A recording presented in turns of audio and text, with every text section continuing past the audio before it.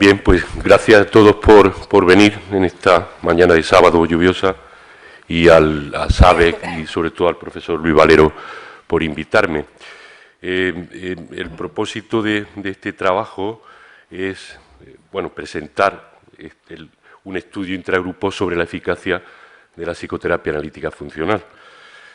Para ello hay una selección de 10 casos, 5 hombres y 5 mujeres, la edad comprendida entre los 24 y los 59 años, el número de sesiones pues está entre los 11 y 24 meses, una media de 16 meses, y las sesiones estaban espaciadas, en principio, normalmente las 4 primeras consultas suelen ser semanales y después se van espaciando en función de la evolución de cada caso.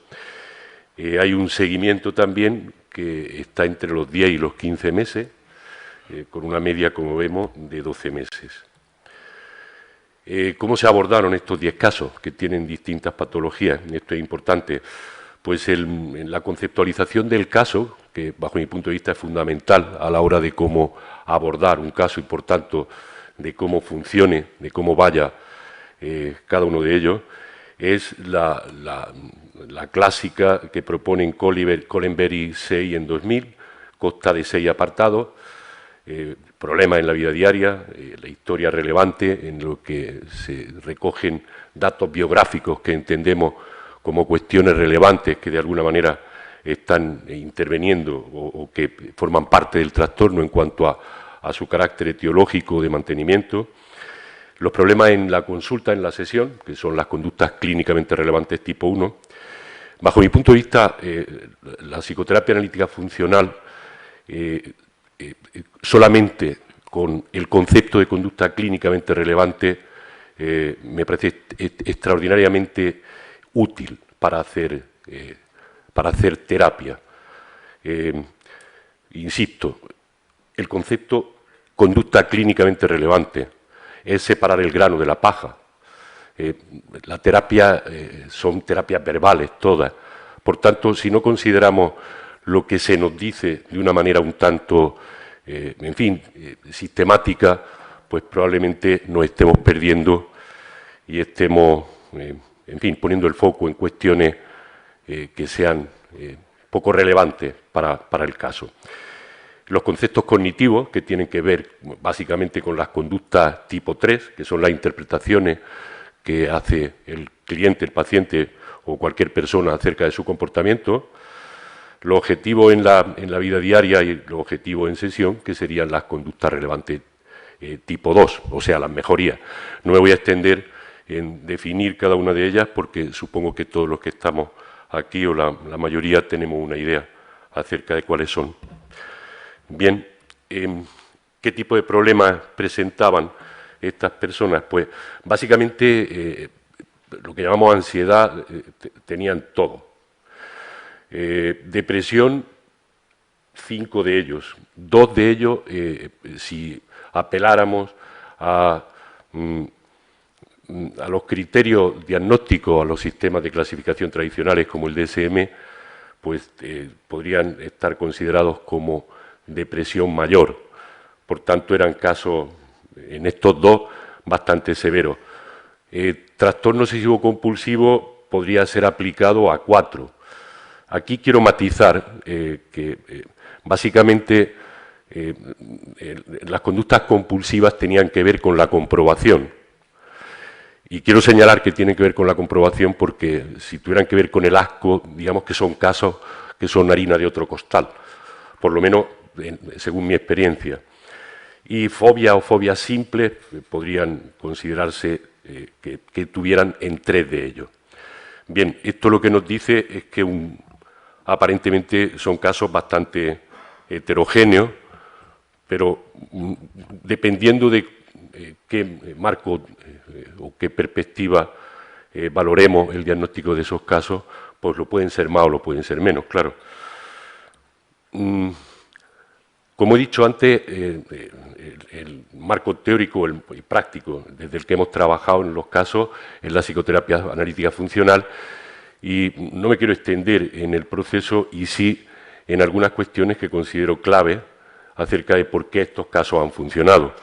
Después iremos a las cuestiones terapéuticas, pero en este caso entiendo que la psicoterapia analítica funcional es la psicoterapia que yo conozca más ideográfica. ¿Qué quiere decir eso? Pues eso quiere decir que se adapta de una manera extraordinariamente bien a cualquier caso. Esto no es un paquete de tratamiento, digamos que es un tratamiento, un sistema, una manera de intervenir, pues que facilita adaptarse a la singularidad de cada persona, de cada paciente. La FAP también tiene otra cuestión clave, y es la relación terapéutica. Es extraño, o por lo menos a mí me parece extraño, que esto no se destaque en cualquier terapia, porque bajo mi punto de vista, sin una relación terapéutica cuidada, sin una buena relación terapéutica, sin una relación en la que haya una alianza, digamos, así. ¿Así? Retumba si hablas tan fuerte. Como tienes mucha voz. Hablo más bajo, entonces. No sé, el de... Bien, lo que decía que la relación terapéutica es fundamental. Entonces, la FAP cuida especialmente la relación terapéutica. Y es muy fácil cargarse la relación terapéutica, ¿eh? Entonces, los que trabajamos en terapia, yo llevo haciéndolo 25 años, me dedico a ello de manera, en fin, exclusiva, lo sabemos, es muy fácil cargarse la relación terapéutica. Y si nos cargamos la relación terapéutica, hagamos lo que hagamos, no va a funcionar. Yo creo que es importante recalcarlo y señalarlo.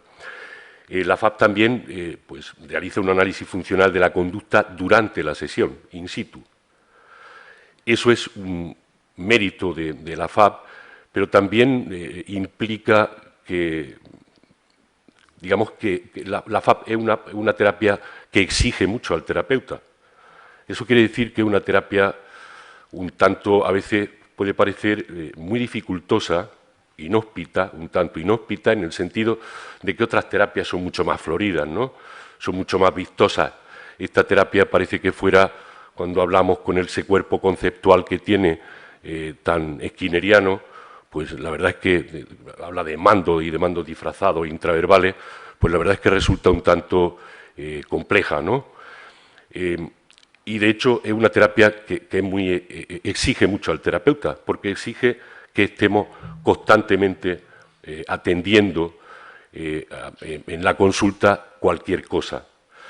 Esta terapia, por ejemplo, uno de los fundamentos es que reforcemos cualquier cosa que entendamos como una mejoría y sobre todo aquellas que estén presentes en la sesión, aunque sean comentarios que parezcan banales. Por tanto, eso implica que estemos extraordinariamente atentos. A mí hay clientes, pacientes que me han dicho, nada más abrir la puerta, diciendo, déjame por lo menos que me siente, y entonces ya empieza. Bien, otra de las cuestiones clave es las contingencias de reforzamiento natural. ¿Qué quiere decir eso? Pues cuanto más naturales seamos a la hora de reforzar, y eso quiere decir que cuanto más congruente sea el reforzamiento con la conducta reforzada, mucho mejor. El moldeamiento dentro de la sesión clínica y la equivalencia funcional del contexto clínico con la vida de la persona. Esta la he dejado para el final, pero bajo mi punto de vista es de las cuestiones más relevantes si queremos que las mejorías que de por sí y por poco que hagamos se van a aparecer durante la terapia, se generalicen a otras cuestiones. Ayer mismo un chico, después de la tercera sesión, en la tercera sesión le pedí que me dijera qué cosas eran importantes para él y me dijo que su hijo, un niño de 2 años, dice que estaba, en fin, pues muy entusiasmado con el niño. Entonces salió de él, tomó la iniciativa de preguntarme si quería ver una foto suya y sacó de la cartera una foto. Y entonces le dije que dejara la foto en en la mesa. Eso es una clave que, aunque parezca una tontería, de alguna manera eso va a hacer que lo que estemos hablando allí se generalice. Va a adquirir determinada, digamos, una función que tiene que ver con una función discriminativa que va a recordar algo tan simple como eso. Bien, los resultados, no voy a extenderme, son unas cuestiones numéricas. Basta decir que los cuestionarios que se usaron fueron, pues los que nos dedicamos a esto, son conocidos, el inventario de presión de Beck, el cuestionario de aceptación y acción y el cuestionario, el inventario de sensibilidad a la ansiedad. Todos las medidas son significativas en cuanto a las medidas pretratamiento, en la posttratamiento y en el seguimiento. Entonces, hay un cambio estadísticamente significativo en todos los cuestionarios. Otra cuestión es qué miden esos cuestionarios y cómo entendemos nosotros el valor numérico de cada cuestionario. Evidentemente, si los psicólogos pretendemos que la medida que salga en el BDI sea algo parecido a la medida que sale en una analítica del colesterol, pues estamos perdidos, porque no lo vamos a lograr nunca, evidentemente. Tampoco lo que estamos midiendo, digamos que es algo como el colesterol, ¿no? Por tanto, hay que tomar con reservas tanto las medidas como lo que pensamos que estamos midiendo, con todas las implicaciones que eso tiene, en fin, dentro del carácter más o menos científico de este tipo de investigaciones. La tabla, como veis, los resultados, otra manera de expresarlo, pues insisto, esto es por cuestionario, pues son bastante significativas, tanto en el pretratamiento como al terminar el tratamiento como en el seguimiento. Bien, aquí lo que intento es abundar acerca de cuáles son, yo lo he llamado operaciones terapéuticas, no sé si estaréis más o menos de acuerdo con el término, pero a lo que quiere decir es básicamente qué es lo que ha funcionado en estos 10 casos, que son 10 casos, insisto, bastante heterogéneos, tratados bajo el esquema de la psicoterapia analítica funcional. La primera es el empeño en lograr una relación terapéutica cuidada. Insisto, sin relación terapéutica cuidada, sin buena relación, no hay terapia que funcione. Y a mí me extraña que otro tipo de terapia pues no consideren este aspecto en la medida o en la importancia que yo creo que merece. No olvidemos que la relación terapéutica o la terapia la hacen dos personas que se están relacionando. Y si no se llevan bien, difícilmente, si no hay confianza, si no hay empatía, difícilmente va a funcionar cualquier terapia, por buena que fuera. Otra de las cuestiones importantes es la conceptualización de los casos. A mí, personalmente, llevo usando esta forma de conceptualizar el caso pues prácticamente desde que lo conocí. Hace tiempo yo tuve la suerte de escribir el primer artículo sobre FAP, creo recordar que en 2002, con Rafael Ferro y con Luis Valero, y prácticamente toda la práctica clínica que llevo está basada o está realizada desde este esquema conceptual. La consideración funcional de la conducta verbal. Eso quiere decir que es importante lo que se nos dice, pero también para qué se nos dice. Entonces, es muy importante entender qué es lo que se nos está diciendo.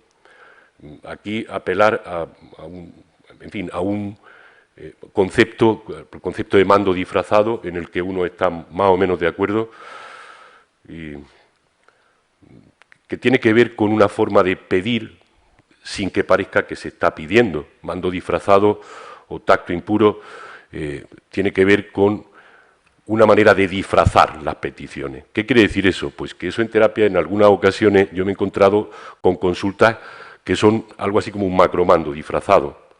O sea, vamos a hablar de cosas para no hablar de las cosas realmente relevantes, o voy a pedir cosas al terapeuta sin que parezca que se están pidiendo. Otra cuestión, en cuanto al moldeamiento de la conducta verbal, y para la generalización, es el uso de claves verbales para facilitar la adquisición de un control antecedente sobre la rumia o las conductas de evitación. algo que yo digo prácticamente a todos los pacientes que tienen una determinada forma de expresarse, que no son pocos, cuando empiezan... Un minuto solo. Joder.